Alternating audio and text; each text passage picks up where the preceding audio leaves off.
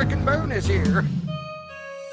This is your main event, Mark's Bonus Podcast, brought to you by the Belly Up Unhinged Radio Network Sports. I am your first host, lifelong wrestling fan, former radio guy, cat dad, and I am the most professional podcast host. I am Troy. And with me, as always, he's the main event collector and figure hunting warrior. He is the WCW watcher of classic wrestling and the Michael Jordan of podcasting. He's the Barry Windham to my Sting. It's Greg. What's up, Greg? Yeah, you know. You know. Figured I'd get a reference to one of your favorite podcasts in there. Is it your favorite podcast or top? Besides this one, yeah. Yeah. I figured, you pay homage to an homage done by Smart Mark, so might as well round out the team there. We just didn't get a reference to Swoggle. We just didn't get a reference to Swoggle in yet, but knowing you, well, I could go in easily. Yeah, want me to? Yeah, I was gonna say, knowing you, you're probably gonna make some comparison between him and I and whatever sometime during the show. But yeah, challenge accepted. Hey, if I could have his net worth, I'd be that short. Whatever. Either way. Jeez, man. That little fool built himself a small empire. No pun intended. I was gonna, but yeah, he doesn't need to be in a wrestling ring ever again. I don't think so. Shoot, I don't think any of them ever have to. If they don't want to, I don't think any of them have to step foot in a wrestling ring ever again. They obviously love it and they want to, but. Well, Cardona is it does GCW, so clearly he doesn't step in wrestling rings. Oh God, yeah. He likes something that resembles wrestling taking place in a squared circle. There you go. And speaking of stealing gimmicks today, I gotta steal one of your gimmicks here real quick. Roll Tide. Oh well, go blue. No, F that. As you reminded me of the date before. They're on right now. Yeah, as you reminded me of the day before we started recording, it is College Football Saturday. So as of the airing of this, obviously, it is the day before College Football Saturday. So we're going to assume that all of the good people won. So is that whoever Michigan? They are most decidedly not the good ones. We're taking to further spoil the date. The Ohio State Buckeyes are taking on the Toledo Rockets. So that's going to be strap your ass in for that one. That's a barn burner. On this recording day, by the way, there are only 2 games where 2 ranked teams play each other. So, wow, there you go. Well, Toledo's practically Michigan, so F them. But getting into the actual stuff we're going to be talking about today on this bonus show, I am excited to talk about this just because I like going back to 1988 and kind of these, I like going back to the 80s, talking about older stuff. This show was something, man. You had told me, you were like going into this week, you're like, one of them's pretty good and the other one not so much. I'm like, I'm gonna have to ask you after the show which one you're referring to, because anybody who listened to Wednesday's show, that show sucked. Our podcast was great. The show sucked. Yeah. Well, it was. Yeah, anybody goes back and watches that, it was something. For those who don't know, I just record them and throw them in the can. I don't know when the hell they're airing. So. Yeah, right. You're like, I recorded, right? Just tell me when to promote it. I'm like Steph Curry, dude. I just throw the damn ball up there. It's gonna go in. Don't worry. I'm just putting it up there. Good Lord. This one was Clash of the Champions Trace.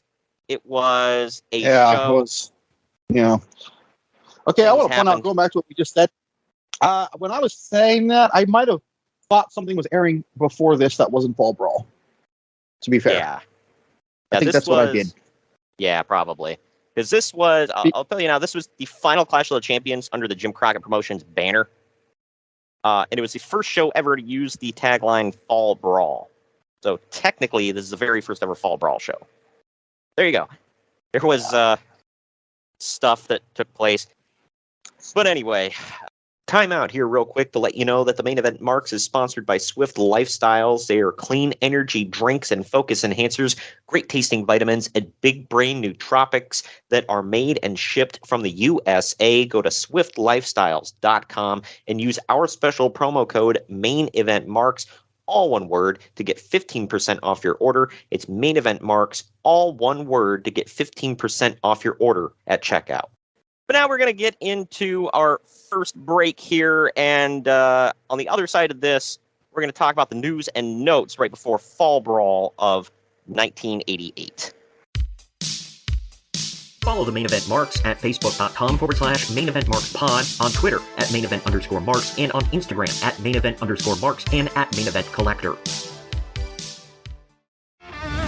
Get ready to rumble in your new Main Event Marks merchandise. We've got t-shirts, hoodies, masks, hats, stickers, pins, and much more on our Redbubble store.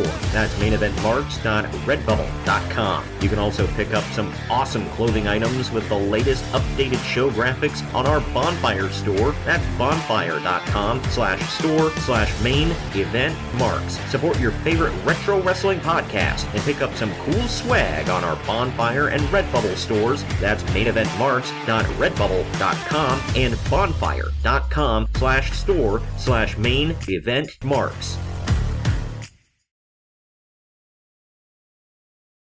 Hey gang, it's Commissioner Cooper of TSS Fantasy. We are the fantasy show of the people. Expert fantasy advice, free contests, leading expert medical and legal analysis, and most importantly, you. Interact with us on all social media platforms or check us out at tssfantasy.com. You can hear us on Spotify, Apple and Google Podcasts, iHeartRadio, and many more. Check out the fun today and be a part of the most interactive fantasy show around. TSS Fantasy, the fantasy show of the people. Main Event Marks are available wherever you get podcasts and on YouTube. Find all of our links on our link tree at linktr.ee/Main Event Marks. And we're back. We're back. Real quick, we want to let you know that the Main Event Marks is sponsored by Shocked Energy. Shocked Energy is a healthier alternative to traditional energy drinks that gives the energy that gamers need while in a long session without skimping on their health. Their products come in a powder form and you mix them into water. You can either choose from green apple or watermelon. You can also try both if you get their sample kit.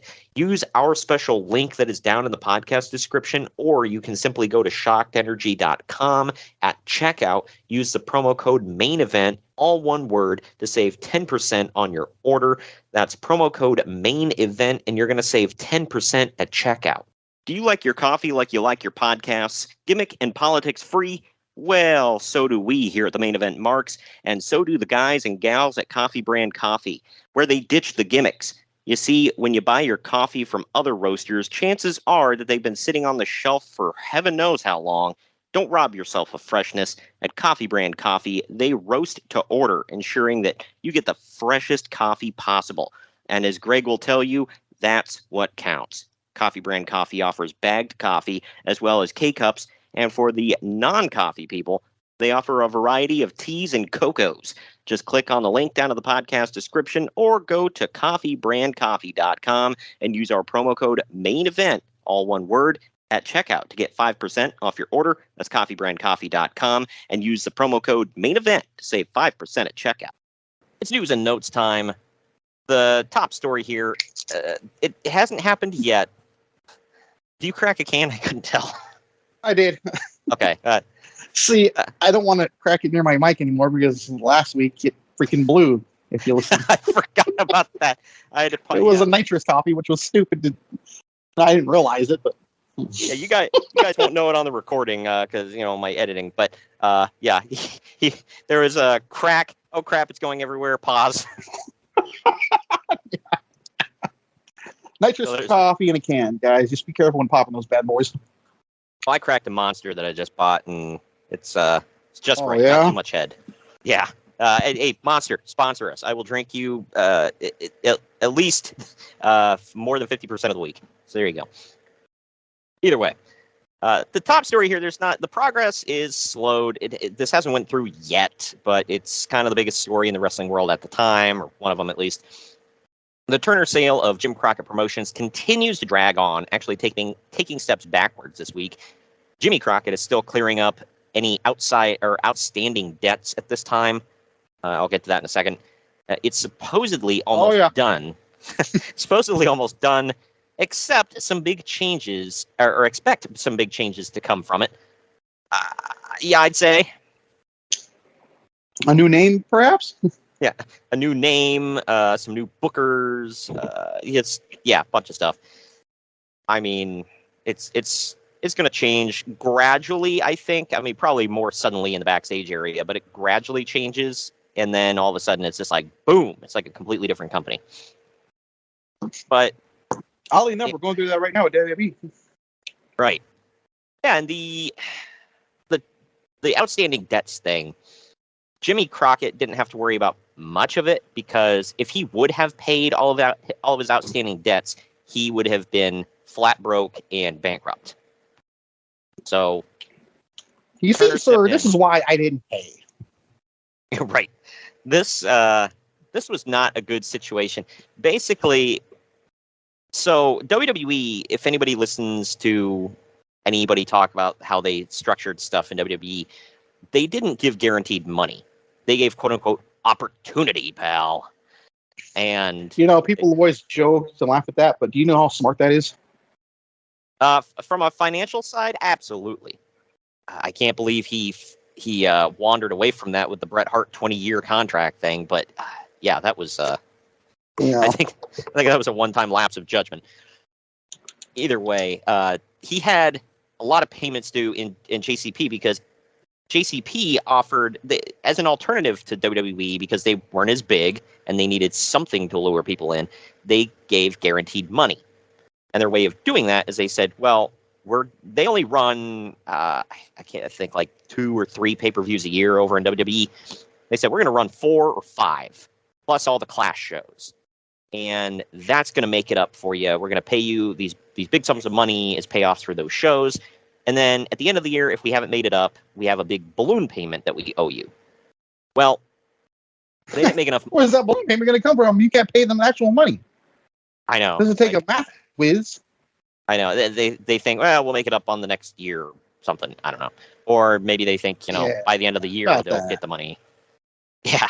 Well, the balloon payments came due because, no, they did not make enough money through the year on these shows. Some of it you can blame on Vince, counter-programming and whatever. But some of it was just they were not the big dog in town. They were not setting the woods on fire. And the balloon payments were coming due at the end of this year. And that's when Jimmy turned to Ted Turner and said, I don't have this money. And Ted said, I'll pay it as long as you sell me the company. I said, okay, there you go.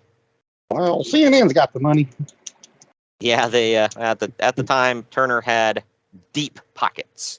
So I will say another reason why I had hinted something about this a couple weeks ago on the podcast, where there's still, Jim Crockett's dead at this point, so I hope Rick's not still holding a grudge. But Ric Flair had some bad blood with Jim Crockett Jr. for years, because he could have gotten Rick basically could have, the thing I always play from Family Guy, where it's like, I will put my name on this check and you write down a number on this piece of paper and I will pay it.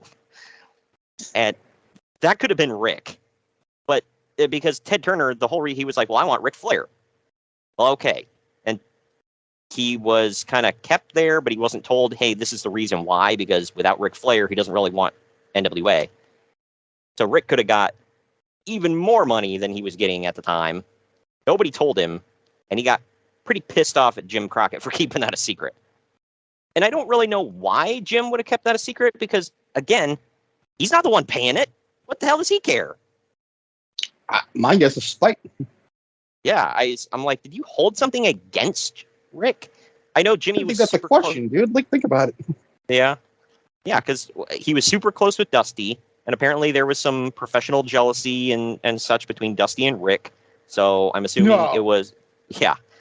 So I'm assuming this was a Dusty. He was in the Dusty Rhodes camp kind of thing. So I don't know. But either way, this one is not so much about the business of the NWA, but somebody in it. I think Flair's going to be fine, by the way.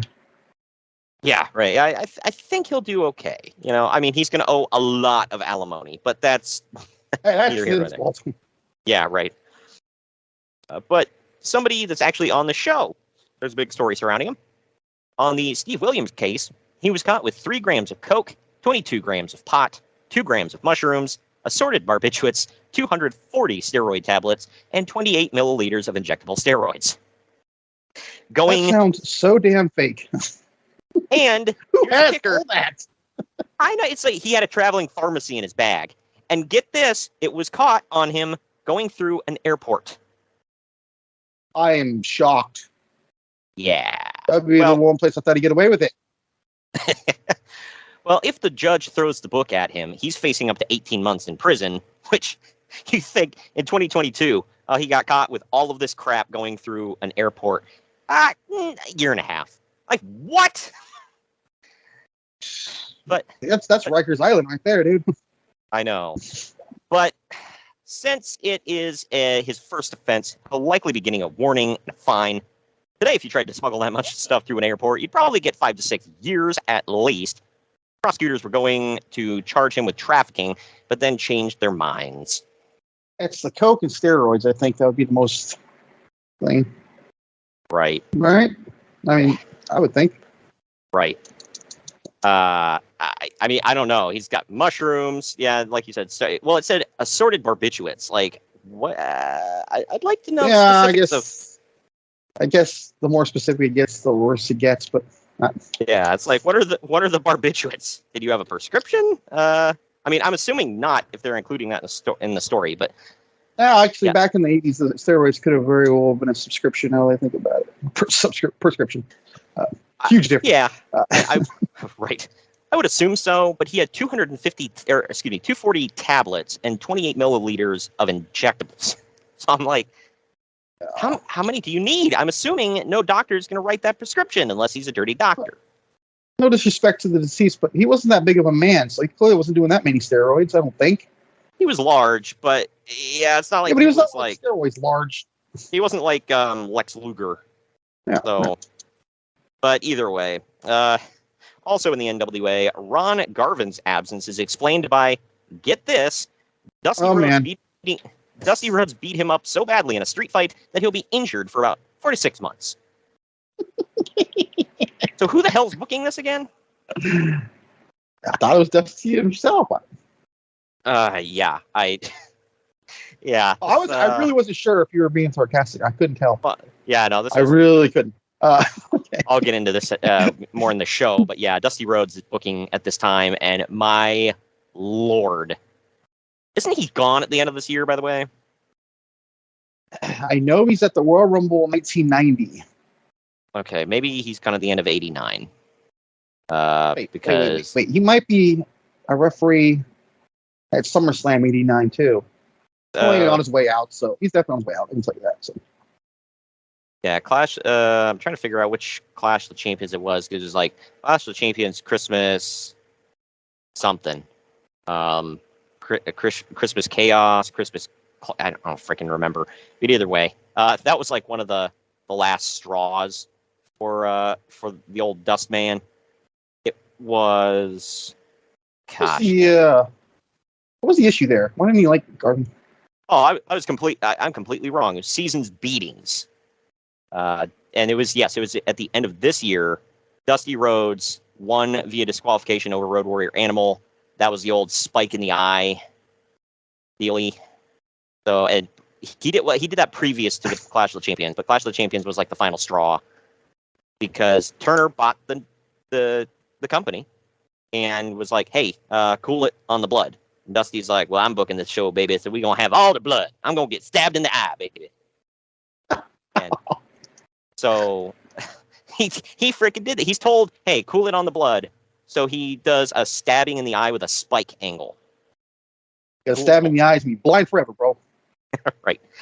If anybody didn't AEW get in trouble for doing the exact same thing with Jericho and Moxley and TNT got mad at them? I'm almost certain that happened.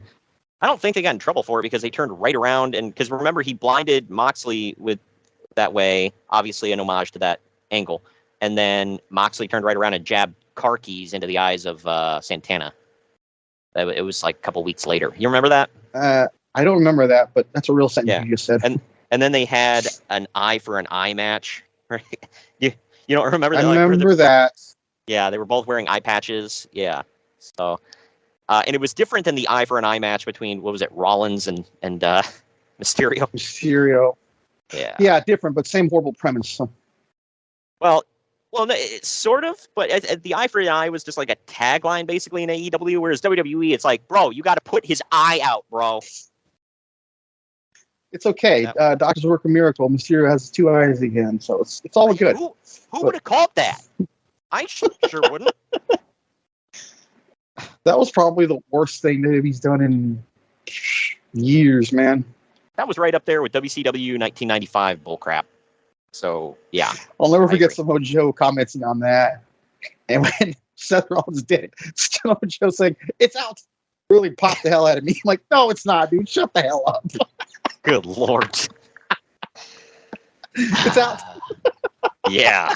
That's it.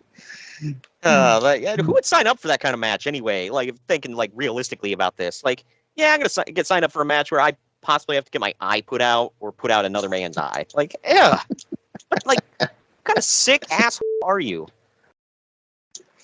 Speaking of... and these are 2 glorified Hall of Famers, by the way. Not just 2 idiot guys, whatever, were doing something. I'll point that out. Well, Greg, it was the horror show. Yeah, it was. Yes, it was. That show was a horror. Which lives on in 2K22, by the way. Yeah, unfortunately. I will say, speaking of things that were setting the woods on fire, Kendall Windham is moving to World Class Championship Wrestling. I'm done. Don't. Just move on. You already lied to the people. Hey, come on. It's Kendall Windham. Come on.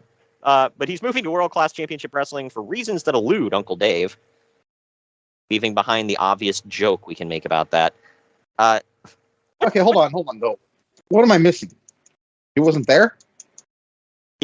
I don't know. He's saying, he's like, I don't know why they're sending him to World Class. To get him out of the NWA? World Class. Okay, sorry. I thought it was WCW. Never mind. Yeah, okay. No. Which actually isn't even alive yet. Right. My mistake. Okay. So they sent him to Dallas for, I don't know, because he sucked and Dallas could... because he's got a last name, I guess, and... Yeah. Hey, Windham is going to be on the show next week. Yeah! Kendall! Oh, Windham to be on the WWE show. Rotunda, that is. Yeah. I don't know who this guy is, but Carl Moffat is not coming into the NWA after all, but they will have someone under the mask as Russian Assassin number 2. Hey, that's yeah, you know. You're stupid. Apparently he played Jason the Terrible in some various... he's a Canadian wrestler. There was a stretch of a name. Yeah, he put on the Jason mask, like the hockey, the goalie mask, and then he wore like a white jumpsuit. Dude, you just said it all. You played Jason the Terrible. There's not even a punchline there because you already hit it. Right. Move on. Apparently he was the spoiler at one point, and yeah. Okay, that I know. That I know who that is. Yeah. Apparently he used the name the spoiler, but that's not the spoiler that I think that got big-ish for the time. Oh, well, there you go, being loose again. Whatever. To each his own. Wow. The WWF had a Superstars taping scheduled. Spoiler got big. That's gonna be a week-long rant on you. Oh, Lord. The spoiler got big. At the time, he was a big-ish name, I think, in the territories. Shut up. You already blew it. You're telling an idiot. Just stop. You said the spoiler got big.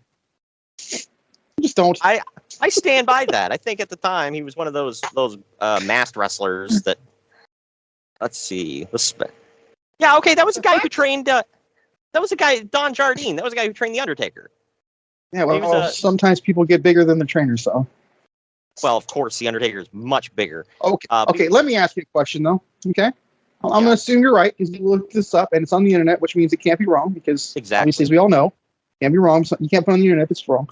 But yeah. When the hell has he ever been mentioned in the lore of the Undertaker ever? When the hell did they ever mention the lore of the Undertaker? I'm just saying though, and all the things they ever talked about, they've even made a toy to acknowledge Mark. Who's Mean Mark? Yeah. They've never mentioned this fool. Which means he did when he was in NWA. It or probably WCW, didn't. whatever the hell. He probably didn't do much for him. I mean, he gave him the basics. He was his full trainer, and he actually the walk the ropes move is actually an homage to him because that was what Don Jardine used to do. I thought it was him looking in the future and giving an homage to Ricky Starks, but okay, I'm wrong. Wow. He said what originally started was because Don Jardine used to walk the ropes and do like an elbow drop, and Calloway used to do that, but it was hurting his hip, so he they told him, they're like, you're way too big to be doing that. Just stop. Like, as much as I love the Undertaker, I laugh anytime someone says, I can't do this move, it hurts my hip. But yeah, I think he quit wrestling in like the mid 80s. So by the time anybody wrestling became like mainstream, he was out of it.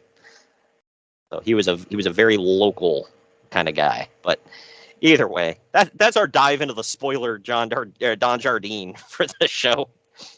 I was weird. Well, okay. Weird side. Something new every show, huh? Yeah, right. The WWF has a Superstars taping scheduled for San Francisco, but Uncle Dave thinks that they'll switch to the Arco Arena in Sacramento because Vince thought that the Cow Palace was too ugly for TV last time. I never heard that. According to you, ironically, the Cow one Palace of is the a more historic moments will be in the Cow Palace, but right. Yeah, they learned to dress it up through the years. But the Arco Arena, by the way, as we speak, is about to be torn down finally. Because the Kings wow. got a new arena. Oh, that's cool. Which, I hate the Sacramento Kings by default, but man, it's a nice arena. Yeah. Wow. But yeah. So I looked it up around this time, and so the only Superstars taping I found around this time didn't happen until November, which, I mean, I guess he said scheduled, so whatever. But it did happen in the Cow Palace. So # plans did not change. No? Okay. But yeah, I don't know. Either way, the WWF's investment in the Sugar Ray Leonard fight is somewhere between $5 to $9 million, which strictly covers cost.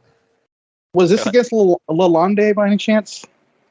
See, I'll get into that here in a minute because the only fight I found around this time, I'll get into it. But anyway, it covers the cost of pay-per-view distribution and not the actual promotion of the fight. That being said, the fight would have to gross $30 million for Titan to make any money on it, and that's highly unlikely. In fact, it was a giant bomb. I'm assuming... Yeah, it was Lalonde, I think. It had to be Lalonde. Okay, well then maybe pretty blonde boy. Well, because that took place... that fight you mentioned, I think, took place before this date, like back in like April or something like that. So they did multiple things for this fight, or this guy? The only fight I can find that is after this for Sugar Ray Leonard close by is in November, or I'm sorry, not November, on June 12th, 1989 against Thomas the Hitman Hearns. Yeah, he was a legit badass, but okay. Yeah, so I don't know. I don't know how did that bomb, because to my knowledge, I mean, Sugar Ray Leonard is a huge name, or was a huge name, and as far as I knew, so was Thomas Hearns. So I don't know. It's strange. I do know Mike Tyson was just starting, and he was the thing. So yeah, man, I don't know. I'm perplexed. But either way, the WWF came to Edmonton this week, running Andre the Giant versus Hacksaw Jim Duggan, and did a 13,500 near sellout of the building because I guess it says because they hadn't been there in a while, probably. So I guess Canada really wanted to see wrestling of some shape or form. And so this is what wrestling is to them? Yeah. Their names sold anything. Like, let's not... Andre, I'm going to assume. And look, we crap on him, but people liked Jim Duggan. He got big reactions. I don't know why, but he did. So, I don't know. But either way, I mean, I bet you carrying that 2x4 American flag in Canada probably got him over. Oh, hell yeah. I'm sure that got him over like gangbusters. Oh, man. But Either way, yeah, I talked to Canadians that were like, yeah, obviously that didn't, resonate with me. It's like, I can't imagine why. But either way, now years later, like in current times, Duggan had told stories about him and Andre selling out Madison Square Garden, which is easily disproven, but maybe he was thinking about this show. Was Hogan on the card? I don't know. Well, he's talking about just him and Andre, so I don't know.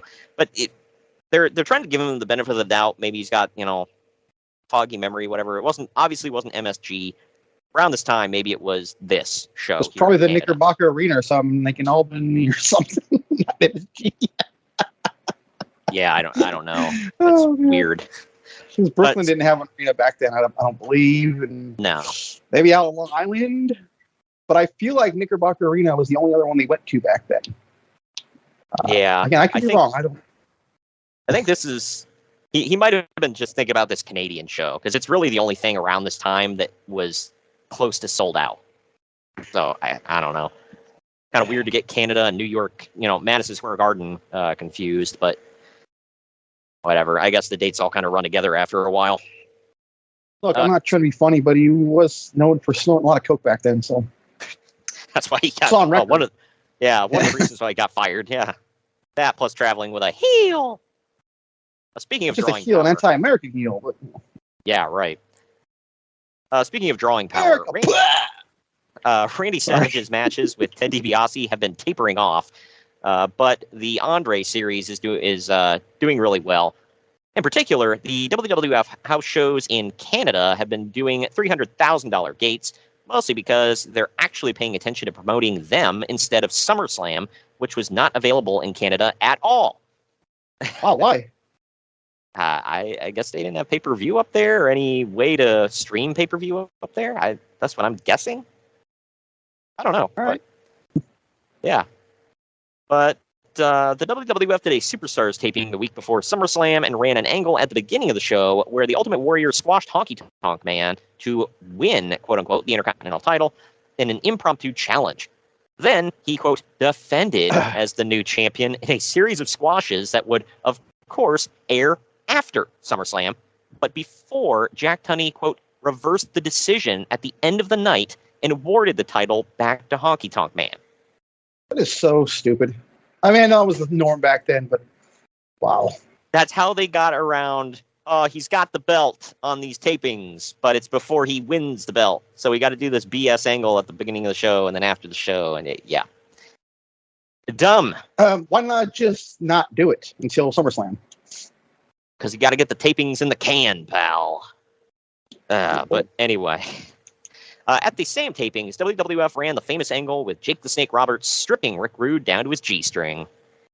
No, they blacked it out, so he was completely naked, actually. You're wrong. Oh, yeah, of course. They wanted to show the crowd his wiener, bro. Bare ass cheeks, bro.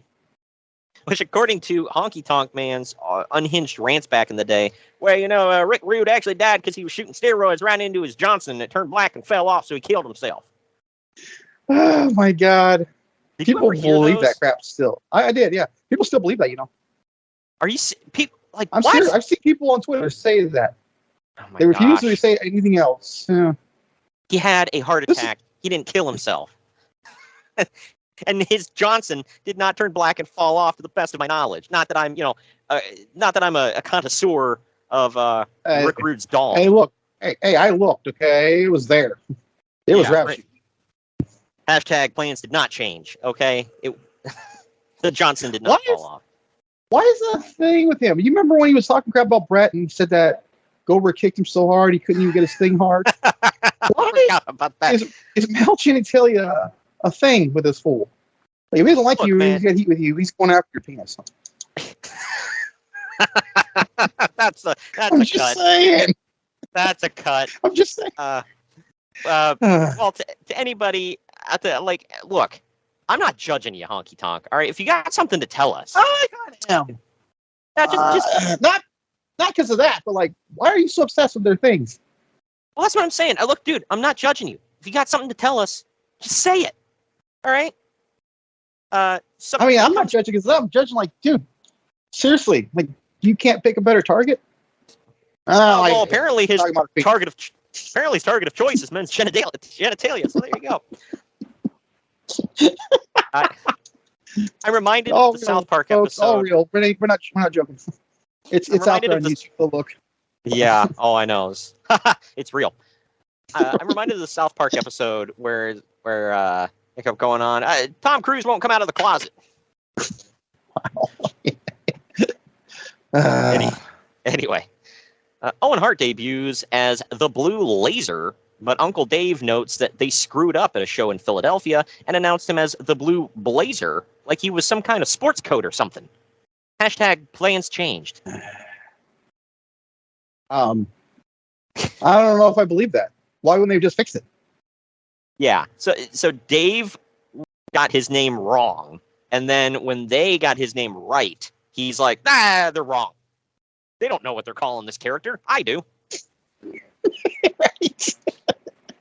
The Blue Laser. I don't know. It doesn't. I think it makes more sound sense right than the Blue Blazer. Like, I never got that one. I'm like, I get the double B. The best thing you could come up with was Blazer. Okay. No offense to anybody out there in Oregon, but yeah. Wait, what the hell does that mean? Portland Trailblazers. Oh, screw them. I'm surprised you didn't pick up go on there that. and whoop their ass. Sorry, you got me mad now. Sorry. I was gonna say, hasn't that kind of been a thing for a while? Like, just everybody kicks their ass, but I mean, they get games in here or there, but not against us. We usually handle them. But like Honky Tonk Man wants to handle. Anyway, Damian Lillard, man, can't even shoot a ball or get his hard. Good Lord. Also, the Baron debuts as the manager of the Powers of Pain as the team continues to lose heat. You take that back. So, okay, first of all this stuff he just said is all happening at SummerSlam. He debuts with them at SummerSlam. So they did all this to see if SummerSlam would work? I guess. Hey, you know what'll get the very first That's also SummerSlam? down in the archives. I think our buddy Jacob Grundy did that with you. Yeah. That's news to me. Well, you know, I can't imagine them sitting around. You know what'll get the very first SummerSlam pay-per-view really popping is if we have the debut of Baron von Raschke. Well, look, he was a name in the AWA, obviously. I mean, obviously he was there with the Powers of Pain, too, but I'm not defending it. I'm just saying there's certainly, like, that's what they're thinking. Yeah. Oh, well, he got over in this dying territory, you know, like 20 years ago, pal. So let's put him on TV. God. I'm embellishing a bit with the 20 years ago. Don't at me, but seriously, like why? Actually, they're still going when it's aired. I don't know what the hell that was. It's early in the morning, guys. It's the earliest I've recorded in a while, so I'm not all there yet. Actually, despite rumors, One Man Gang and Greg Valentine had not been fired by the WWF. Oh, well. Thank God. Oh, well, technically, One Man Gang is about to be fired, technically. Yeah. Well. You know where I'm going with this. Yeah. He does pop up is it the early 90s he pops up in WCW? Or before this? Early 90s. Okay. I think he was there before this, too, though, actually. I feel like he was there before and after. And I can definitely tell you, I don't know if you know this, but I believe he was an early member of the Dungeon of Doom. Oh, well then. Yeah. I know he was with Kevin Sullivan, and he made himself look like he just came out of Hot Topic, but yeah. Whatever. That is the second time this month, by the way. Hot Topic's got to mention on the show. We're fishing for a sponsorship, by the way, if you can't tell. Exactly. If you guys sponsor us, I will wear your stuff. Just saying. Anyway. Paul Orndorff might be starting with New Japan Pro Wrestling soon, although he denies it because he doesn't miss wrestling. Uncle Dave notes that Orndorff is doing pretty well for someone who has died something like 200 times in the past 3 months, and he just opened his third bowling alley as well. Oh, that's mighty wide. I will say, first of all, Paul Orndorff owning a chain of bowling alleys is something I never thought I'd hear. On my bingo card. Yeah, that's wild. it's a hell of a retirement plan. But Well, like I said, he's fight. I had to look this up because I was like, what the hell is Dave talking about? So apparently what Dave is referring to is that Orndorff, during Orndorff's semi-retirement, he was actually reported to have died, and the story made several newspapers. Okay, so I was going to ask you about that, but he said something about 5 times. Yeah, I know. Obviously, he was embellishing, but I'm like, so did multiple newspapers pick up on this and report that he died on multiple occasions or something? Like... Oh, wait. So you're telling me that Dave Meltzer reads reports that are false? Oh, man. I'm shocked. Right? Oh. Man. Well, I mean, take a break from this real quick and think about this. This is weird. Well, the fact that Dave Meltzer had to correct the record of other publications with more credibility is a little jarring. That's another one I didn't expect to have on my bingo card. But either way. Okay, to my knowledge, to be very fair, to my knowledge, Dave Meltzer in his reports has never killed anybody off. I guess to my knowledge, I can be wrong. He usually I think he waits until it's like 100% confirmed, like they're definitely not breathing anymore. That's not a mistake any quote unquote reporter wants to make ever. And it happens all coming back. the time, especially in the early days of the internet. That was a thing. It seemed like different celebrities were quote unquote dying all the time. Sinbad, the comedian, got killed like 3 times. Kel Mitchell got killed a handful of times. Last year, I want to say Steve Martin did, and that one kind of shocked me. Like he tweeted, "I'm not dead. I don't know what they're talking about." Like, okay. Yeah. Good to hear you're still alive. But yeah, so apparently, the bit about the time off, it was actually because of the injury to his arm and neck that he suffered during his Hulk Hogan feud, and he left it untreated for a long time. So that's actually why he has atrophy had atrophy in his one arm. I keep forgetting he's passed away. I do too. It's sad. It wasn't that long ago either. So do you think it was an awkward encounter when him and Vader met in the afterlife? Like, hey, Paul. Hey, Leon. You're here too, huh? Assuming they both went up north, I don't think there's fighting up there, so I think it's fine. Yeah. Like, hey, you remember when I don't know. You remember when I called you a fat, lazy SOB and beat the crap out of you with my slippers on? My bad. I was just playing, man. Yeah. Oh man, it's all in good fun. Anyway, as long as John you hate, as long as you hate that little bastard Will Ospreay, we're good. Good Lord. John Nord is probably going to have to return to wrestling because his family's car dealership went bust recently. He was actually happier selling. Sorry. Right. He was actually happier selling cars than doing the Nord the Barbarian gimmick. I can't imagine why. That probably explains why he's not gonna. He won't be a barbarian. He comes back. So it's fine. It all works. Yeah, right. He'll be a Viking. That probably explains why he ended up in the AWA again, because why else would you voluntarily work there? A Minnesota Viking, huh? I know it was a stretch on that one, huh? Yeah, that's an a-hole comment, but very accurate. Again, it's that thing from Falcon Winter Soldier where the Falcon's like, he's out of line, but he's right.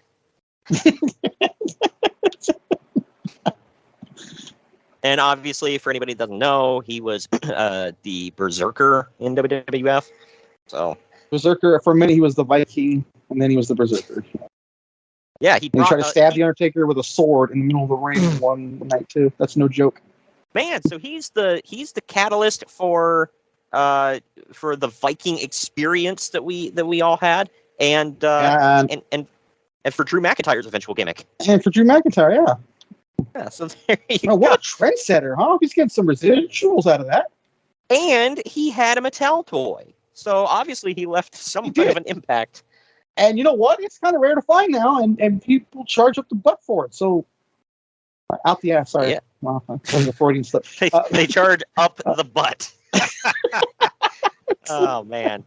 Well, they probably do that too. So I'm actually mad I didn't get that figure. I like to get the obscure ones for my collection, and I never got that one. Kind of pissed at myself for that.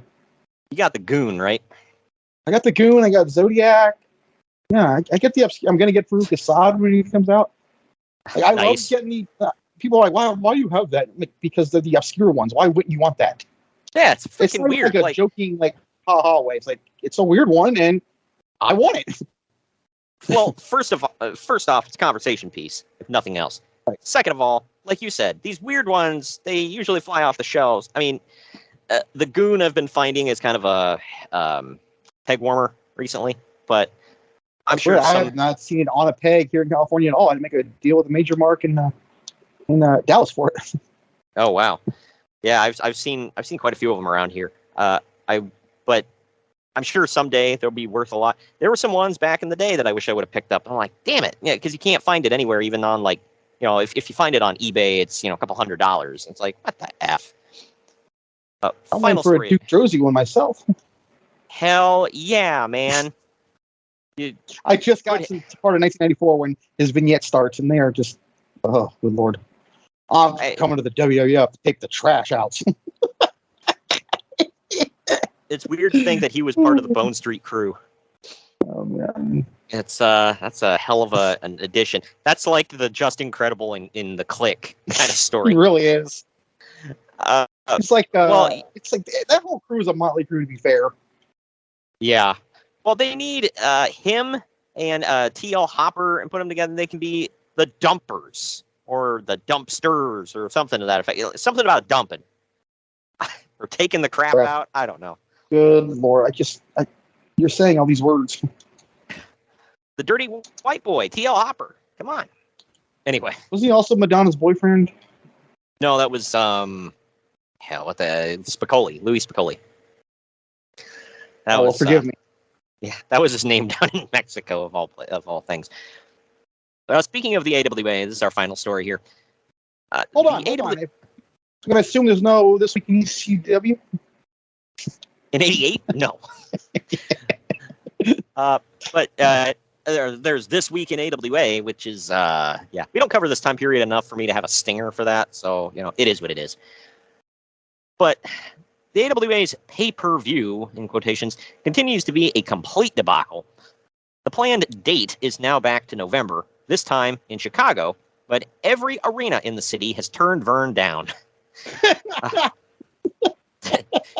That's sad. Well, see, November, this is 88? Yes. Where's Survivor Series at this? I think it's in Richfield, actually. Or was that the first one? Because I know the Survivor Series in 89 or 90. 89. It was in Chicago. That's why I asked. Okay. But Jerry Jarrett is telling people, this is actually... He said, this is actually my show, But Vern is telling people that it's his show. So, that bodes well. We at least know that it will probably have Jerry Lawler versus Kerry Von Erich on top. Well, when who won the pony. We did that show, right? Yeah, Clash of the... Super Clash. That was it. Yeah, Super Clash 3? I think it was 3. 2? I don't remember. Which, by the way, I don't know if anyone knows this. Apparently, Conrad Thompson's getting that trademark. Super Clash? Yep. Of all the names to trademark, that's a keeper right there. What the hell? And yes, it was Super Clash 3. The show itself was not very good, and I'm being generous. I can't believe you said that. I thought that was a banger. It drew under 2,000 people to the UCI or UIC Pavilion. They did hold it in Chicago, and it at a pavilion though. So yeah, and it got 45,000 buys. So that's something. It didn't completely bomb, but this was not good. Not good. Bad. Bad. Worst pay-per-view ever. And it was a unification match on top between Jerry Lawler with the AWA title and Kerry Von Erich with the UCWA title, which is what you just told me was that the 45,000 buys probably came from within the Memphis area and the Dallas area. That's what I just heard. Probably. Okay. So Maybe a match, couple in Minnesota that were faithful AWA people. But yeah, that match was actually good. I enjoyed it. The rest of the matches on the show, I mean, you had like people way past their prime going out there that, like Sergeant Slaughter and Colonel De Beers in a freaking boot camp match. these jokes write themselves for nowadays, but I'll go ahead and leave it alone. Yeah. Wahoo McDaniels and Manny Fernandez in an Indian strap match with lots of blood. Greg Gagne had a one-on-one match with Ron Garvin. I mean, this was, it's just the best of the best. My boy and rugged. Yeah. Just yikes. It was something to behold, but Jeff listen Jarrett, to the show, though. Yeah, it was. I thought we had fun with it. Like I said, I like covering this time. The 3 Guerrero brothers, not named Eddie, were in the opening match, so there's that. And then Jeff Jarrett. Chavo Hector Mondo, right? Yes. And Jeff Jarrett defends the WCWA light heavyweight title. So, and this is like chibi Jeff Jarrett, pretty boy, got his coiffed bleach blonde hair, and yeah, so it's an interesting time capsule. I'll say that. Either way, I think it's about time to brawl in the fall and clash with the champions. What do you say? Yeah, I mean, it can't be any worse than the AWA show, right? And it, well, you are correct on that, but that's only because you set the bar below. That is correct. How dare you? But that is because you set that bar on the floor. So this one literally had to like skip jump over it. But we're going to cover all that on the other end of this break. It's NWA Clash of the Champions Trace after this break. But I also got to remind you, going into this break, listen in to Shaggy Von Doom, a.k.a. Kyle Sullivan, talking about hockey. 'Tis the season. He's rocking and rolling with brand new. As of the airing of this, I believe a preseason game's already started. I'm getting stoked. Yeah, so it's go listen to the hockey podcast. It's great. Like I said, 'tis the season. It's a dedicated podcast to hockey, which we don't have many of because, people don't like hockey for some damn reason. Yeah, and he covers it well. He's got brand new episodes dropping every week. He's got a studio set up and all that stuff, so he's rocking and rolling on that. I want to point out they're like 40-minute episodes, and the reason I point that out is because they're what do they call that? Digestible, I believe they call it. Yeah. I like to get them in on my like my 10-mile walks. It's great. Yeah, it's not that bad. And I listened to the one. I don't know a damn thing about hockey, but I listened to the one you were on talking about the Sharks and other things involving your fandom in hockey. So that stuff's interesting. I gotta go back and listen to all of his archives, but I'm completely caught up on this season, and it's great. I love the stories, and I feel like I learn something new every single time I listen. And that's the best thing. I'm not a big hockey connoisseur. I'm just a Sharks guy, but he's like a freaking encyclopedia. So yeah, I learned a lot. Nice. Well, it's like us with the wrestling. Every time you tune in here, you learn something. I've actually gotten comments on social media, people going, "I had no idea this was a thing." You have told me on the show, you're like, "Wow, I am today years old when I knew this." So I was years old when I learned the spoiler was apparently a big deal. There you go. There you go. The trainer of legends. Damn it. But either way, check that out. It is here in Puckburg. So I like the name because one of my favorite theme songs of any show ever is for DuckTales, and yes, they incorporate it. So it's great. Yeah, I love it. I like the way he did that. So I marked. But we're gonna get into something that maybe didn't make us mark out right after this break. I'll speak for yourself. So let's get into it right after this. Follow the Main Event Marks at facebook.com/Main Event Marks Pod, on Twitter at Main Event _Marks, and on Instagram at Main Event _Marks and at Main Event Collector. By God! Somebody's interrupting the Main Event Marks! Sit down, JR. It's just me, Kyle Sullivan, aka Shaggy Von Doom, your host of Here in Puckburg on the Hockey Podcast Network. I know, a hockey show on Main Event Marks. Who would have thought? This is an invasion angle. Somewhere between the Nexus and when WCW tried to invade WWE, somewhere in there.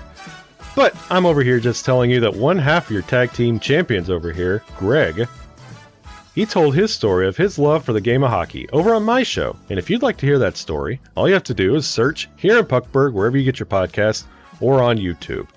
In the meantime, Shagamania's got to go run wild on some other hockey show. So, just remember, quote the Raven, nevermore, take your vitamins, say your prayers, and oh yeah!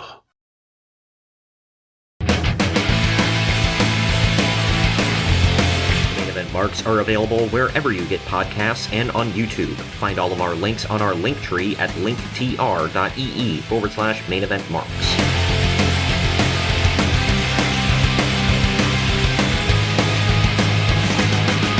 And we're back. We're back. It's NWA Clash. We got this. I'm sorry. Oh, what? So we got this. Okay, let's go. Yeah, it is NWA Clash of the Champions Trace Fall Brawl. I feel like for the third one, it's only the third one, and they're already like, it's just a show. Dumb. Well, I think personally, not to get far ahead, but I think WCW made this a show, the show. Yeah, because this was not it, pal. It took place September 7th, 1988.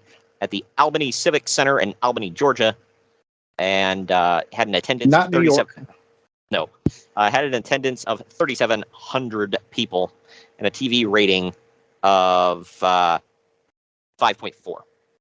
So cool. TV rating was pretty good. I'll give them that. But the opening video talks about the desire of Sting to take the gold away from the Four Horsemen, specifically Ric Flair, but just any horseman will do at this point. Maybe it will happen in about 2 years. Right. So far, he's been unsuccessful. I know, it takes so long. Obviously, injury gets in the way of some of it, but yeah. But he's been unsuccessful so far. But so in the main event here, he's taken on Barry Windham for the U.S. title. We now go to Tony Schiavone and Ric Flair running down the match card and talking about Flair's eventual match against Lex Luger for his world title. That's going to take place at Starrcade in November. They should have, but they beat this home. Main event, Starrcade. Ric Flair defends the NWA title against Lex Luger. But we're then introduced to tonight's commentary team, Jim Ross and Bob Caudle. So we kind of have technically two commentary teams, sort of. I don't know. But we're now about 10 minutes into this damn show without a single match. Yep. WCW staple. I think we mentioned that last week on the Fall Brawl and NDA show. Yep. Yep. That it didn't change. I don't know why. I don't know who thought this was a good idea. And we technically get into this first match. It's Mike Rotunda with Kevin Sullivan in his corner, defending the NWA World Television Championship against Brad Armstrong. BA. BU double Z. Yeah. Well, KI double L. Hey, hold in there, Brad, because I know you're getting. This goes for 20 minutes, which you guys kind of know without spoiling the ending. Kind of lets you know how this one's going. But hey, man, you go from wrestling in a 20-minute match on primetime television for the television title. Don't worry, Jim Herd will be here in a couple of years, and you'll be the Candyman and Arachnaman and Fantasia. So it really takes me off when you don't start with Arachnaman, man. That's the one right there. I'm partial to the goddamn Candyman. So I don't know. Wasn't the Candyman like a very large African American dude, not some scrawny white boy from Atlanta? Well, it's the horror film. I don't think was out at that point. It might have been, maybe, I don't know.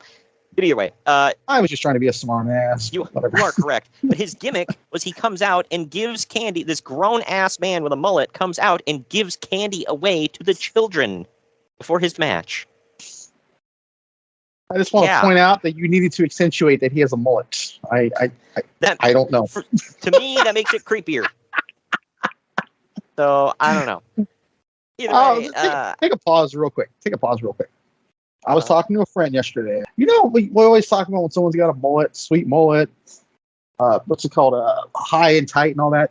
Oh God. Here's something I never thought about. And I started thinking about it. Mm-hmm. When you want a mullet, how does that conversation go? You walk into the barber, like, you know what? I want a mullet. Start it. You can't just have it. You know, I mean, it's not like an afro or something. It doesn't just happen. You need to style this thing. So how does this work? Can you make it look like I'm wearing a towel on my head at all times? I don't know how one does that. Yesterday, I'm like, how does that work? Like, you walk into the barber, I want a mullet, so I need you to, start it. It'll just happen, I know, but you need to start it. Cut the sides or whatever. You walk in and you're like, I just need to trim, get it kind of short. And he starts, whoa, where are you going? Well, I got to trim the back. No, I didn't say trim the back. You leave it alone. All right, front, top, that's my priority, sides. Man. Yeah, don't you touch that sweet that sweet Alabama waterfall I got going on in the back. Now I wonder if that's what Brad Armstrong did. Anyways, right. Now he did Either that way. curly one though, dude. Like one of the curly. Hell yeah. Yeah. Hell yeah, man. he was all the way live with that freaking mullet, man. But before the match officially starts, have a mullet, man. Have a mullet. Okay, anyways, freaking commit. But before the match officially starts, we get a damn commercial break. So we still haven't had a match yet. This is prime time Clash of Champions, people. I'm like, how do you not lose viewers doing that? Especially when you say, hey, on the other end of this break, Mike Rotunda. Cool. I'll stay tuned. Who's from Syracuse, which is near Albany, New York, but right. Ugh, God. But yeah, if only. This would be a 2-minute rest hold, followed by about a minute of moves, some stalling, rinse and repeat for this entire 20-minute match, by the way. Towards the end, Dr. Death Steve Williams runs out to cheer Brad on. Thank God we didn't get a Dr. Death promo on this show. But we get something almost as good. The crowd gets on their feet. Are you saying his promos aren't good? Oh, that's exactly what I'm saying. Okay, just making sure. just to clarify. I want to be super clear on this. But the crowd gets on their feet to cheer Brad on as well, so they were getting into it at least.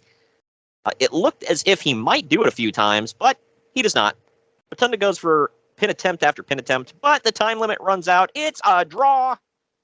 Uncle Dave gave it 2 3/4 of a star. I gave it 2.5 for average. What say you? I gave it 1, dude. I did not like this match. I thought it was okay. It was like rest hold, move, back to rest holds. Like, I mean, okay, first of all, it wasn't like bad. It was just boring. Yeah. I mean, it's not like it was, 2 pieces of crap. I'm talking about 2 guys who can actually wrestle. Just nothing going on. I feel like they were filling 20 minutes rather than taking advantage of 20 minutes. Yeah, they needed to fill 20 minutes because they only filled 15 in the opener and the commercials and everything. Yeah. Well, but further on with that, when I think of 2 guys who need to, quote, fill 20 minutes instead of, actually utilizing it, these 2 guys wouldn't come to mind because they're both pretty good wrestlers. I know I just crapped on Mike Rotunda earlier, but he's not a bad wrestler. You'll be regretting that on April 15th if you don't pay your damn taxes. It's coming to your ass. He'll show up at my front door, and his son will show up in my nightmares. I know. It's a whole thing. His other son will tell me to believe in myself. But then Barry will finish you off with the hardest lariat you've ever seen. Yeah, right. Commentary and the wrestlers try to put over that, this was a big moral victory for Brad Armstrong, but the crowd ain't buying it. They're booing the hell out of this. So, but keep in mind, he's from right up the street, by the way. I feel like he's the hometown boy. And it just ain't happening. Right. Yep, they were ready. They were ready to accept him with open arms, and they're just like, nope, more Mike Rotunda, baby. Got to put over the oh crap, what the hell was that group? Varsity Club. Yeah. Gotta put them over. Why has Kevin Sullivan never been in anything good ever? There's this. There's the freaking Dungeon of Doom. God, you suck. Either way, you said it all right there. We now go back to Tony Schiavone and Ric Flair talking about how the athletes of the NWA are the best in the world. Yeah.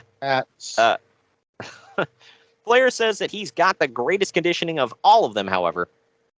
They then continue to put over Lex Luger's impending world title match against Flair. After the commercial break, we go to Jim Ross and Bob Caudle discussing how gorgeous Jimmy Garvin will be out for an indefinite amount of time with a broken leg. We're now showing a clip. This is I forgot about that. Yeah, well, we're showing a clip of how it happened. Write it down, sorry. I kind of laughed about it because it's just so ridiculous. I will, if I have to give this segment any credit, I think Garvin did a good acting job. So it came across as genuine. I bought it. He was preparing for his Freebird run. Yeah. Well, we're showing a clip of what happened. So on World Championship Wrestling, which was just the name of their studio show, before a match, Kevin Sullivan went after Precious, causing Garvin to attack him. Mike Rotunda jumps him as well, and Sullivan shoves Precious, knocks out a referee. What the? Why does he keep getting? He's allowed to keep doing this. Abuse women, beat up referees, nothing happens. He was the Vince Russo of his time, man. They're going to abuse her, bro. Yeah, right.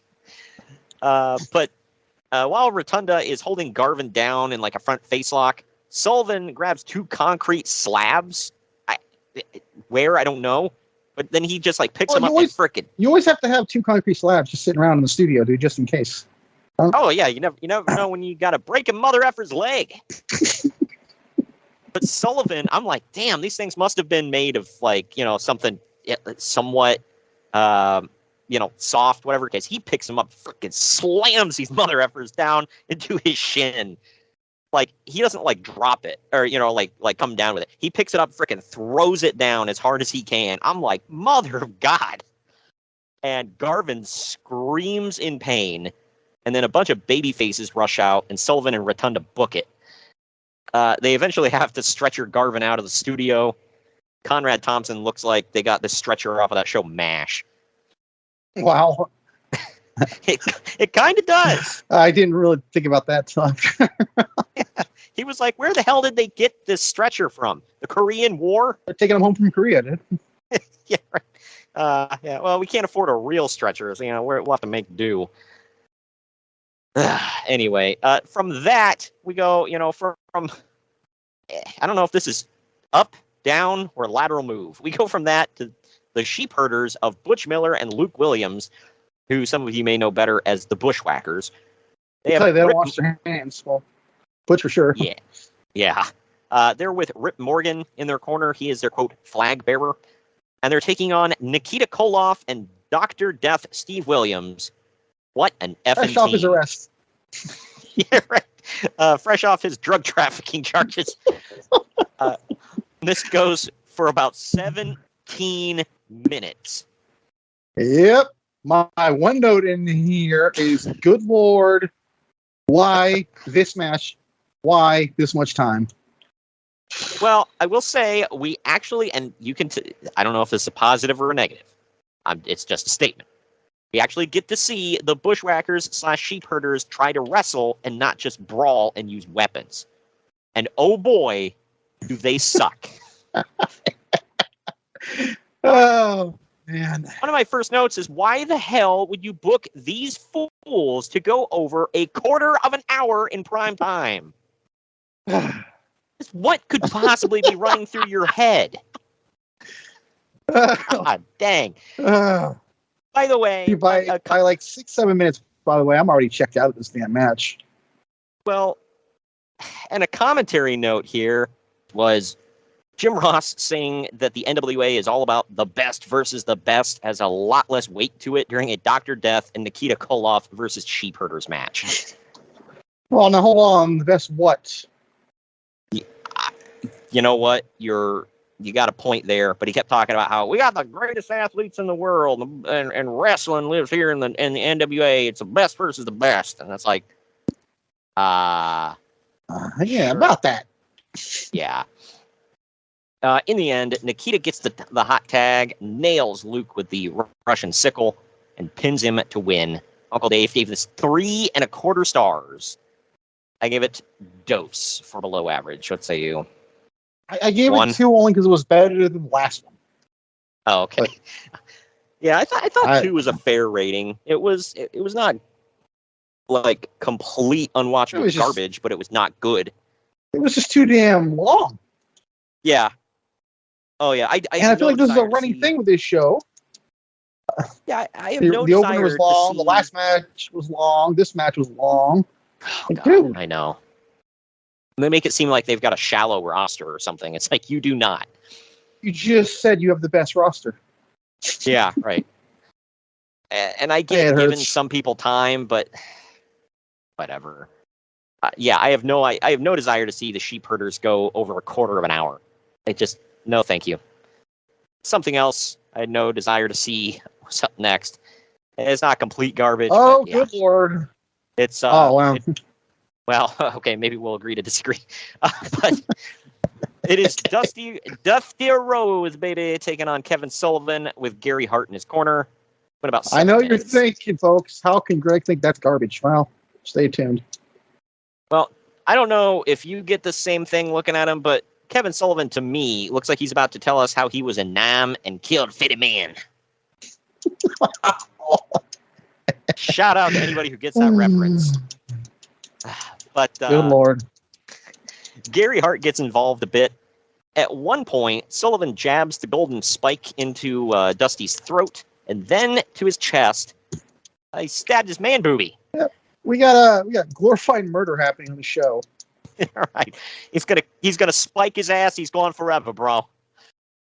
It's stuff like this which makes that theory about what he did or didn't do, I should say. It's like, you sure? Good Lord. Dusty ends up getting the spike from Sullivan and slamming it into Sullivan's head. He's about to win, but Gary Hart pulls him out of the ring. And just then, I thought it couldn't possibly get any better, but I was proven wrong because Al Perez runs out and attacks Dusty. The Al Perez. Hell yeah.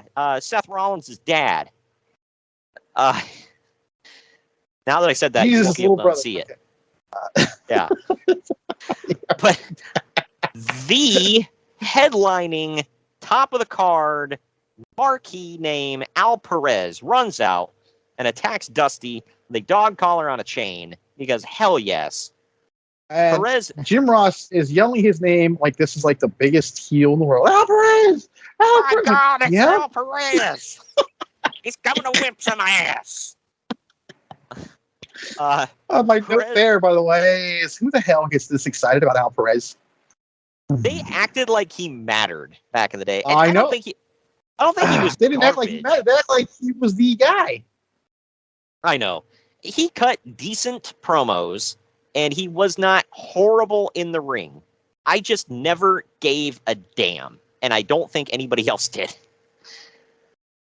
He didn't have quote unquote it. I will say he also had a decent look. He was in good shape. He was tan. God dang, pal, that Starrcade main event in tan. You know who else was a good-looking guy? Was decent in the ring, but no one cared. You know who else? The effing Z-Man. Yeah. Oh my God! Wow. We did not plan that, folks. I don't think he could cut promos though. I don't think he could cut promos though, so that was a hang-up of his. But not that Perez was, a great orator on the mic, but he wasn't garbage. Either way, I want to smack 7-8-year-old Greg for liking the Z-Man, but I didn't know better. Well, Perez and Sullivan whip Dusty into the ropes and try to clothesline him with the chain, like each of them grabbed an end. But Dusty jumps up and lands on the chain like a belly flop, and that brings them both in a noggin knock. So that hurts. And then this, by the way, is the best wrestling on the planet, folks. Yeah. Okay. Oh yeah. And here's the kicker. Gary Hart gets in the ring. Dusty small packages him, and the frickin' ref counts to 3. What in the blue hell did I just watch? Uncle Dave gave it Uncle Dave gave it a star and a half. I gave it 2, maybe a star. I don't know. I was conflicted. You're both out of your damn minds. Don't even got to say it. But no buys. I couldn't give this anything. Well, I mean, I gave it a 1, but I didn't know what the hell was going on. Like, was there a secret rule I didn't know about? Like, if the manager gets the ball, boom, he replaces him. No, I don't know. Because how many? So and then I'm thinking about. I mean, how many matches could Jim Cornette have lost for the Midnight Express if this is a real thing? Right? Like, is this an NWA rule that we were unaware of? Like, is there the ref? Like, what the frick, man? Well, after the match, Dusty Rhodes. Real quick. Do you remember that clip I showed you? I don't know if you've seen it. Maybe I did, but back in the day, like 2000 WCW, Nash is power bombing guys. He's running like a gauntlet, and yes, and they're counting it. Slick Johnson, real name, it was counting the men down when Nash wasn't even hitting them. Yeah, he would big boot him, and then move on to the next guy while Johnson is down 1, 2, 3. I'm like, what is going on? Same company, by the way, technically. Yeah, well, the thing is, the booker then was, I think, Russo. Am I 2000? So. Oh, maybe. I mean, it could have been. That's a 50-50. Oh yeah, because it was a New Blood. Yeah, because he was taking on the New Blood. So yeah, it was a Russo. That's why. Okay, yeah, okay. So I don't know. Whatever. This is just in freaking insane, man. But then I can't see why the NWA didn't beat WWE. I can't see why. I know. I'm blind to it. And look, people, you can have some of the best wrestlers on the planet, but if your booking is god awful, nobody's gonna watch. AEW. Yeah, AEW has some damn good wrestlers, but it has Daniel Bryan, dude, arguably the wrestler. Okay, right. So there you go. And I know you're not a big fan of him, but honestly, Jon Moxley's been carrying a lot of stuff with that company for a while now. I'll admit, the past couple of weeks, he's been the thing to watch. So, did you hear he had a 6 weeks? He had a 6-week vacation booked and planned and everything, and then the crap went down with that brawl after All Out. I know about that. I know about that because his wife said it, which is like, okay, then it must be true. Yeah. Yeah. Right. She said on the show. The guy he had the vacation booked with, one of his buddies was tweeting about it. He was like, "Yep, he was called in to, was like, hey, can you help us out?" And he said, "Yep, I'll cancel my plans," and came right in. Like, us, for the substance abuse issues or whatever, that's I don't care about that. He seems like he's overcome it. Good for him. That's some dedication, man. I mean, I can't say I would ever do that. If I had a 6 weeks vacation planned after getting my ass beat in the ring for that amount of time, I think I'd take it. But good. That's, can't say enough nice things about Jon Moxley after something like that, dude. Either way, guarantee he's getting a nice payoff too. I mean, better. Yeah, that was in the first thing. It's like, hey, can you think you can bail us out? I'd be like, yeah, hey, just tack an extra 0 to the end of that check. We'll be good. See that incentive bonus? That's Trevor Lawrence. We're going to scratch that off. That is now Moxley's money. Yeah, there's going to be any incentives met by the Jags anyway. So whatever. Yeah, right. Hey, all that extra cap room you've got because you're clearly not using it for anything good for your football team. Yeah, just send it to me. But after the match, Austin, do you remember Austin, the CEO, and he's like, "That's Shane McMahon's salary. Scratch that off. That's now the beer budget." I love that. Scratch off Lawrence's money. That's going to Moxley. More people watch AEW Jags anyway. So, like I pointed out, that swimming pool that exists at Daly's place, the only reason that exists is because they were trying to get people, if they weren't going to show up for the football, buy a ticket and come swim with other, Jags fans. That's enticing. Yeah. But after the match, Dusty Rhodes runs into the crowd and sits down in a chair to celebrate with fans. 2 little kids come sit on his lap like he's Santa Claus, and then he gets up and walks away. Hey, one of them was not Cody, right? Can we confirm that? I don't believe either one of them were. It looked like just two random kids that their parents were like, go sit on Dusty's lap. Like, no. But after the commercial break, we go to Tony Schiavone and Ric Flair sitting at a table with former San Francisco 49er left guard, Jon Ayers, and Mother of God. Who let this man talk? I damn near had to have the cringe surgically removed from my face. He was more known for, guarding the guy who talks, Joe Montana, than he was for talking. But yeah, and I know he's dead and he's a legend, I guess. But I think we've established on this show that we're not crapping on the human. Apparently, we still got to do it though because idiots don't get that. Whatever. Yeah, like I don't think he's a bad dude. It's just because you can't, you're not good at public speaking doesn't mean you're a horrible person. But he should have never been allowed to talk, or at least rehearse it beforehand. Well, keep in mind this is '88. I want to say the Niners are fresh off of a Super Bowl win over your Bengals. Anyways, F off. So I mean, like he's a hot commodity, and this is November, right? Wait, right? No, October. September. What month is this? September. September. Yeah. It doesn't matter though. Football's in full swing. So here's the thing right now. So I mean, that's why. Again, he's a Super Bowl champion. Football just started. They probably have a bye week this week or something. However the hell he gets. Oh, they're playing the Falcons. So whatever. Yeah. So I get him. But this was a continuing issue with the NWA for years, by the way, this whole promo thing, because they let people, like I alluded to earlier, like Steve Williams cut promos frequently. Like, oh, well, I mean, you're being loose with the word promos, but yeah, he did something on the mic. They let him speak. Yeah. I think it was... God knows why. And I mean that literally. Only God knows why. Yeah, right. I think it was Clash of the Champions. Yeah, it was our Clash of the Champions 2 Miami Mayhem show, I think was the one where I ran down his entire promo. That might have been the worst promo in the history of pro wrestling. Maybe. Yeah. And that's covering a lot of ground. Man, it's up there. I read it verbatim on the podcast, so if you guys haven't heard it, go check it out. It was, yeah. And then go watch it for yourself on Peacock. Right. Yeah. Because you got it. You may need to see it to believe it. You might even think we're joking. And he says this stuff with like such confidence. Like, okay.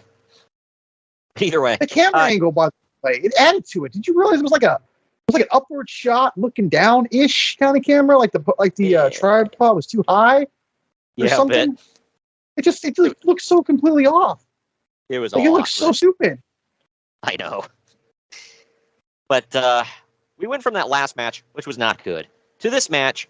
But the thing I really want to point out here is it's Ivan Koloff with Paul Jones and the Russian Assassin in his corner, taking on Ricky Morton in a Russian chain match that went just shy of 10 minutes.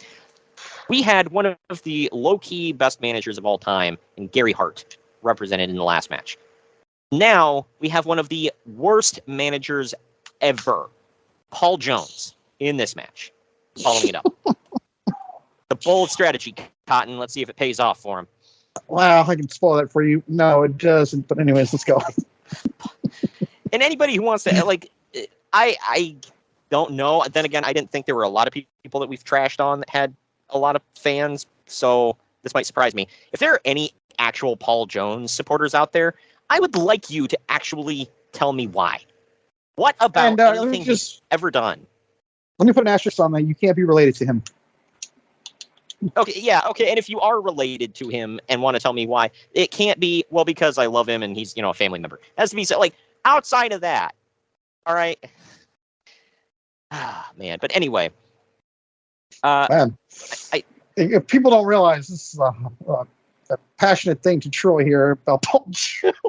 I just think he sucked, and I don't know why he got so much TV time.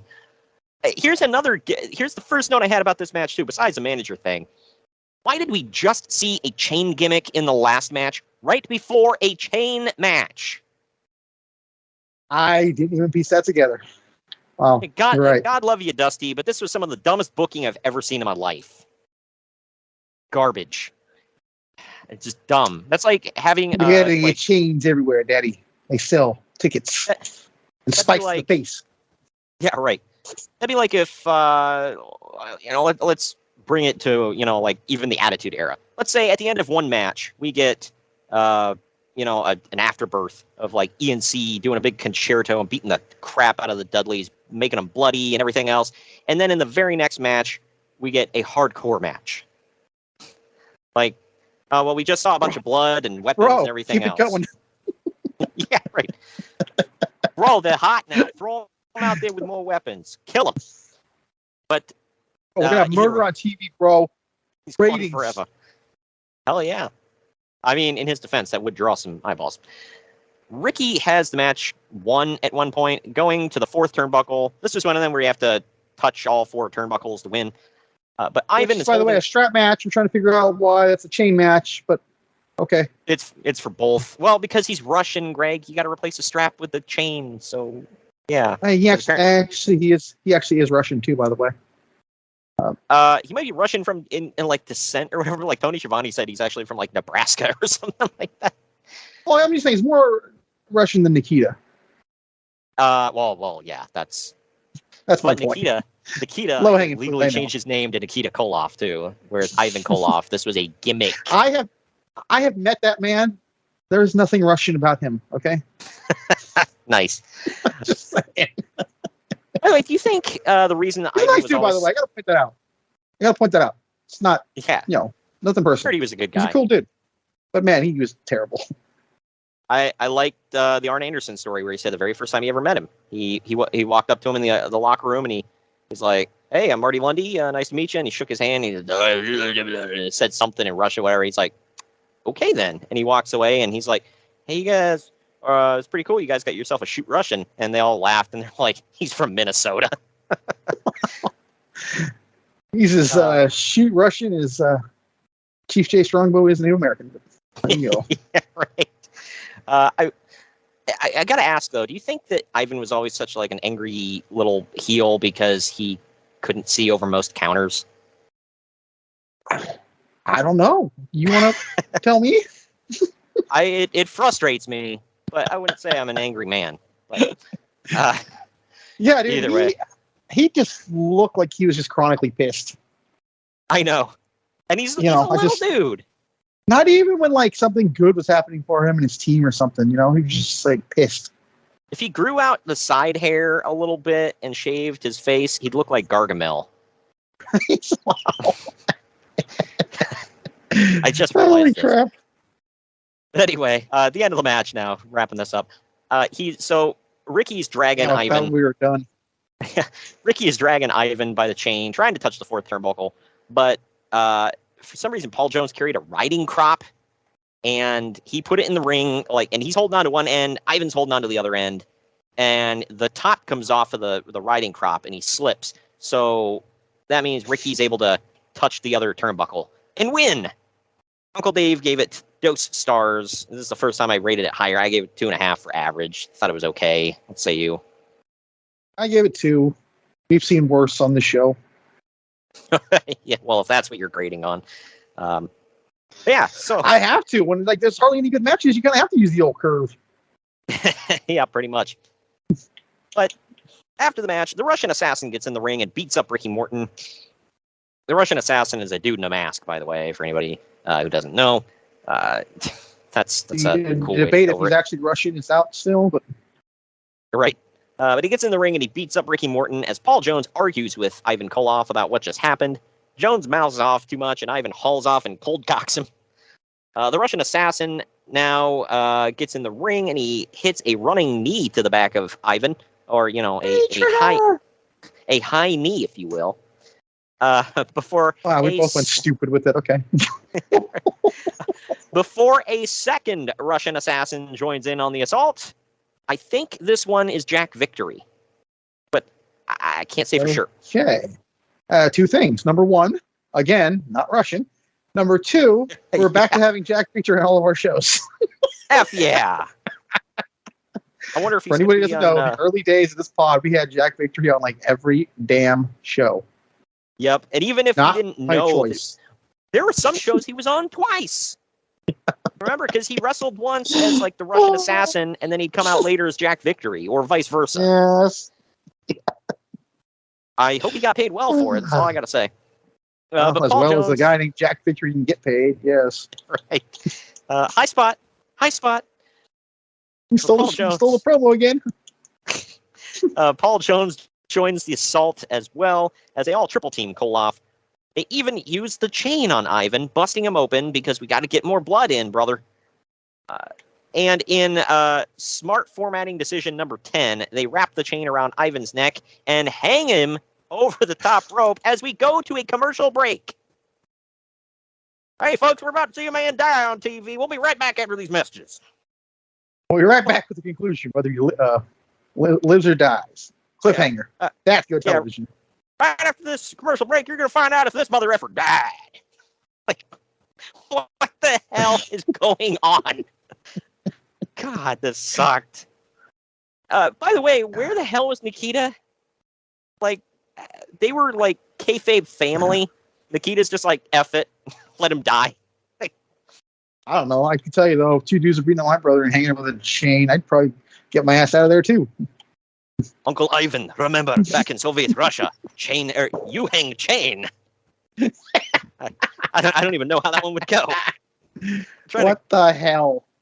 I don't know. He was supposed to be Uncle Ivan to Nikita, and it's like, so, like, I just got a call from Mother. She told me, let you die.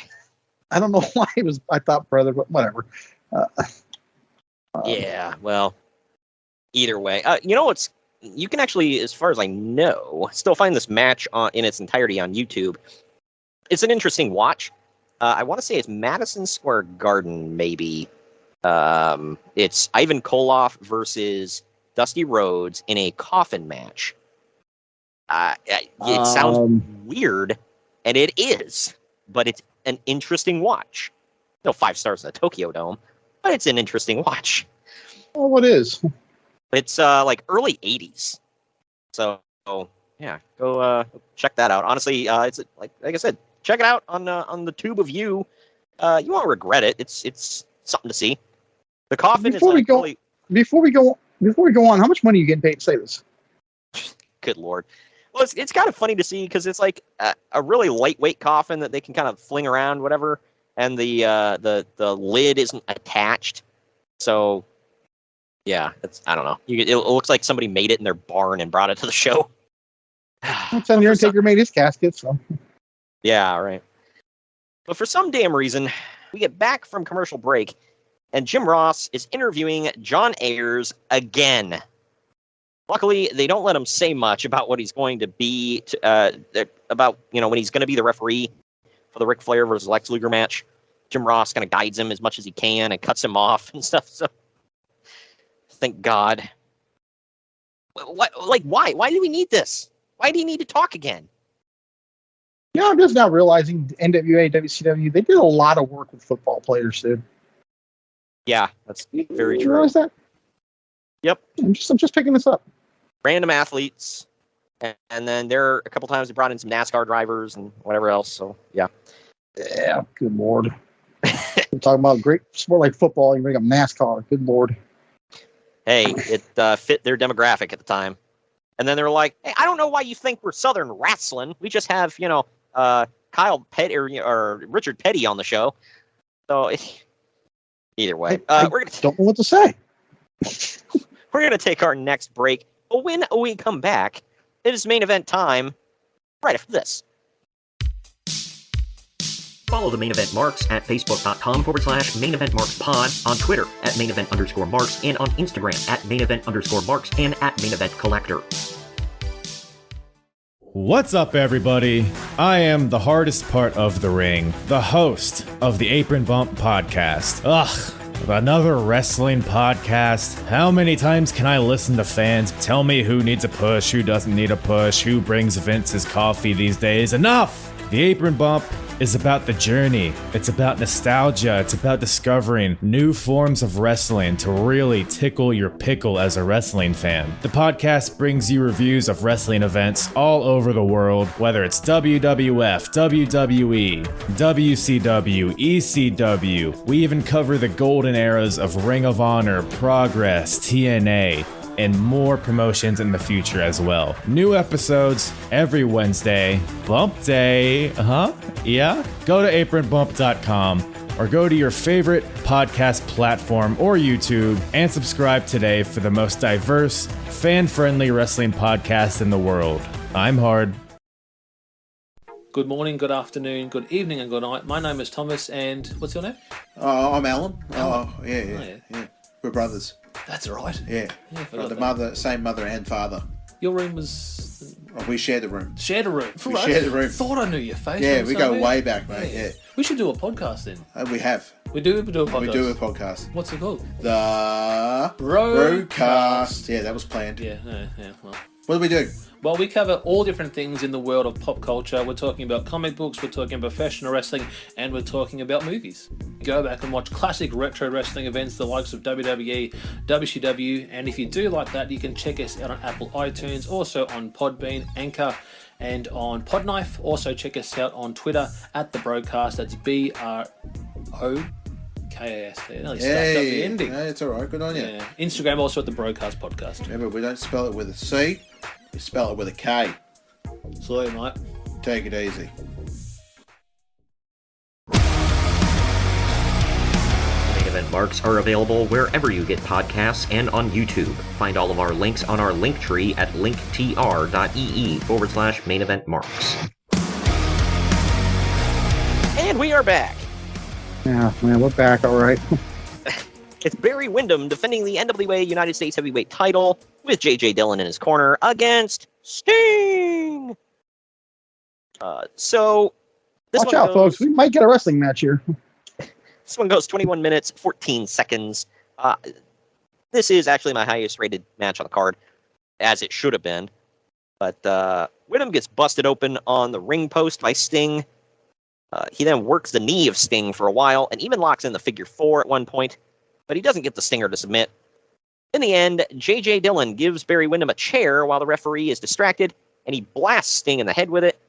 When Windham goes for the cover, Jon Ayers stops the count and informs a ref of the wrongdoing. That's a real sentence.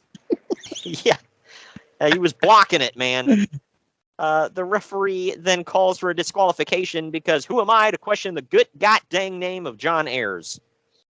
And Uncle Dave gave this 3 1/4 stars. I just gave it 3. What say you? I gave it 3. Best match of the night. Again, that curve may be coming into play here, but Yeah. Well, after the match, J.J. Dillon gets in the ring throwing a fit, and he gets in Ayers' face. Barry Windham grabs the U.S. title and is about to blast Ayers in the back, but Sting drop kicks him out of the ring. Ayers then grabs J.J. Dillon by his jacket and picks him up and throws him into the corner. He then poses with Sting as Dillon and Windham take a powder. I've seen more emotion out of a refrigerator than I did out of Jon Ayers.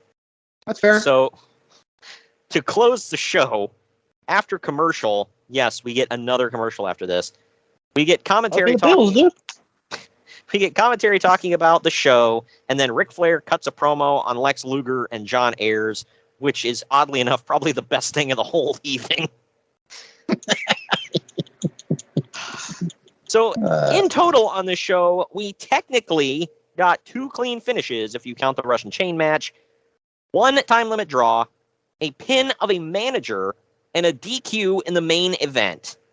And I wonder why JCP went under. Wasn't even a partridge in a pear tree either with all that. This effing sucked, man. Like, God, this was a Clash of the Champions, which was supposed to mean something. But stupid me for thinking that, I guess. Either way, Exactly. we're going to take our last break of the podcast. On the other side of this, we're going to tell you what the final ratings are and what's coming up to close out the month of September. And we've got some surprises for you in October. Right after this.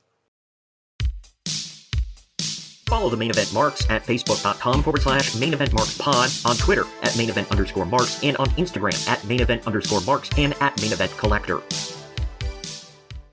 Hello, everyone. My name is Ryan McCarthy, and I'm the host of the No Credentials Required podcast.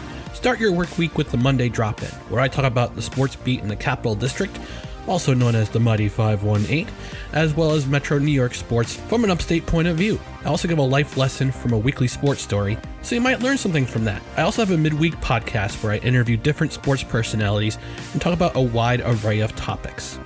Take a listen and subscribe on your preferred podcast app, including Apple Podcasts, Spotify, Spreaker, Google Podcasts, Amazon Music, and iHeartRadio. Also check out our social media channels on Twitter and Instagram, BellyUpNCR, and Facebook.com/BellyUpSportsNCR. We're a part of the Belly Up Sports Podcast Network in association with Godzilla Media. No credentials required, where you don't need a press pass to talk sports.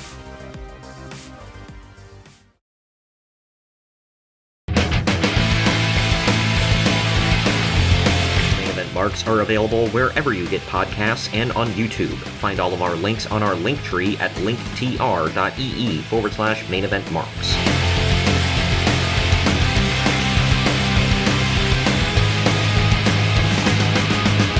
And we're back. We're back. Final ratings time here. Internet Movie Database gave it 6.7 out of 10. CageMatch.net gave it 6.05 out of 10. Everybody kind of hovered around the same. I gave it a 6.5 out of 10 for a B minus, probably. What say you? B minus, which of course means it passed.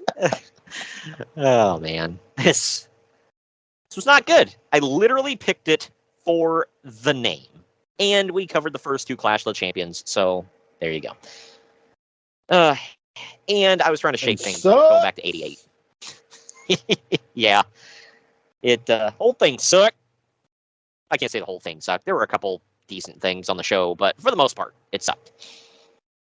Either way, that does it for the bonus show. Closing out the month, next Wednesday on the 28th, we're bringing you WWF Ground Zero in your house. 1997. I still haven't watched that one yet, so I can't even give a cursory, oh yeah, I thought such and such about it.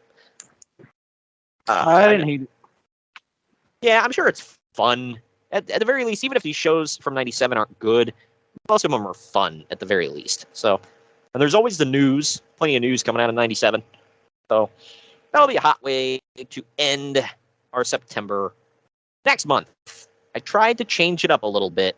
October is kind of all over the map, which I know you appreciate. You don't like hanging around, the same years over and over, and I get that.